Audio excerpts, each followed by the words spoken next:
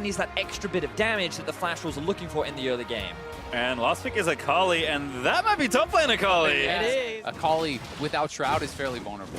We're also seeing Spirit take advantage of the early strength of Olaf, often in Keeping somewhat of a CS lead in bot lane, like again, the slow and steady style with this Ocean should fit Flash Wolves just fine. Yeah, it's certainly DR with those Lucidity boots, so wants to be able to use that ultimate bit more, but they may go for this now. Shroud is down. Yeah, it is down there. Q-Tag is going to be good. Disdain there. Looking for the ulti, and there it is. Hanabi going to grab himself first blood. And Flash Wolves finally find the kill that they've been looking for, and they get it onto Key. We're expecting more of a split push style, right? I was expecting the bot lane to kind of have an early lead. I was expecting them to try and rotate around the map. Oh, Tusi may be caught. Gonna get tagged again. Mugen looking to keep that 100% KP up and going. There's Betty gonna charge him with a killer instinct after the kick, and he swoops in for an easy one. And Flash Wolves find themselves another kill, and it's Flash Wolves that have the pressure. Note how mid has been pushed up. Top lane is in their control, and because they have the map in their favor, they're the ones being able to move into the enemy jungle, and Afreeca Freecs, they don't respect that.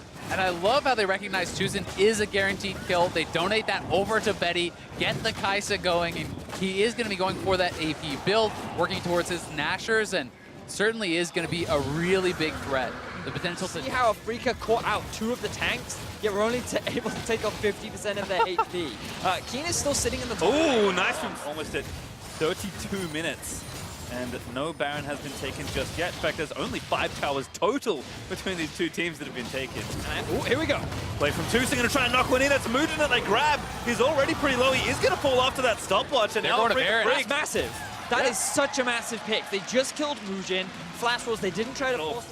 Flash Wolves going to have to mount a defense here in a 4v5 as Sword Art does taunt Tusin. Betty looking for a way into this team fight, but from the brush, Keen again is going to try and make the play. There's the Vocals over the front liners are so tanky as Betty is going to get Sand United as Keen's forced into stasis. Betty does get the kill. That's Keen down as Flash Wolves will mount the defense. Betty with a double, going to make it a triple kill, and 4v5 Flash Wolves defend. And this is what we were talking about. The unkillable Betty runs rampant through the team of Afreeca Freecs. There's nothing that they can do to shut him down, and now it is Flash Wolves that have priority on the Baron. They're going to take this Baron straight up. Spirit, no flash, no ult, no chance to steal this one, and Betty's positioning in that fight was perfect. He played it out so damn well.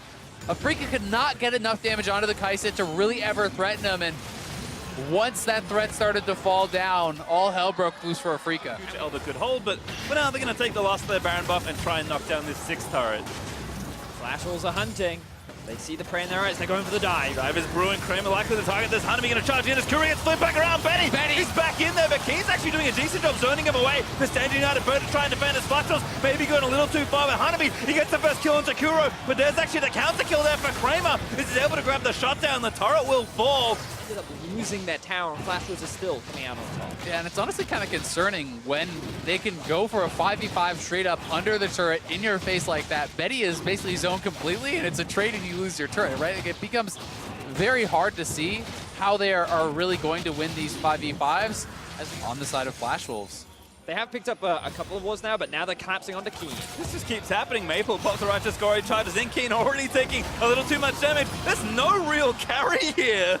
There's 3 people gank him. Oh My Betty. God, that did so much damage. Yeah, that was Betty. That was the passive proc into the, I want to say it Have was... the same miracle in their back pocket. All right, it's all on Spirit. He has the Blast Cone, he has ult, he has Flash. This is it. He's getting zoned by Hanabi. Oh, Hanabi goes a little too far forward. Spirit in the pit. He's going to try and take it down, but he's going to get shot to pieces by Betty. But well, that can be a reality. Baron goes down. Flash Wolves collect it all. Flash Wolves just too clean on the Baron. Look at the death timer on Spirit. That is another 30 seconds before Afreeca will have their full lineup available. And here comes Maple. Maple charging in, basically displaying zone control, but he does pop Kuro. Betty, killer instinct, aptly named as he smashes down the Vel'Koz. And now Kramer retreats to the fountain and still gets obliterated as Betty goes godlike. And Flash Wolves melt through Afreeca once again. The Nexus is in their eyes, and they're looking to top the group. It's being cool, calm, collected, but most importantly, dominating as Mugen just misses the flash kick onto Keen. But the Nexus turrets will get shredded down. Sword Art will land the final taunt to get Flash Wolves the ace, and they will smash Afreeca in this late game. Just honestly picked Afreeca apart from the draft throughout the entire game. Flash Wolves really maintained full control, 8-0-2 on the Kai'Sa for Betty. Never really felt like he was threatened at all in those team fights, didn't really get close to going down whatsoever, and Afreeca was just absolutely dominated, starting out 0-2 in what was meant to be their group. Yeah, Flash Wolves now sitting at the top of their group.